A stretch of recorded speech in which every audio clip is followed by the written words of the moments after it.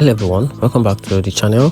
In this video, I'm going to create a quick in-depth review about the social media analytics tools platform, which is Iconosquare. So let's dive into it. Talking about Iconosquare, Iconosquare is a powerful social media analytics tools built for brands and agencies that want detailed insight into their Instagram and Facebook performance.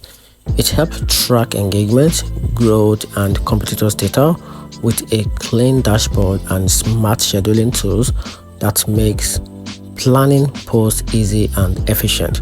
However, Iconosquare focus mainly is limited to Instagram and Facebook, leaving out the broader social platform like LinkedIn or X.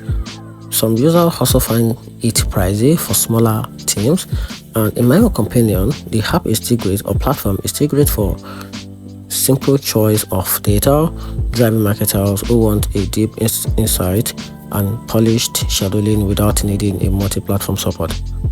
And that's it. I find the video helpful. If you did, turn on the notification button and make sure you subscribe for more review.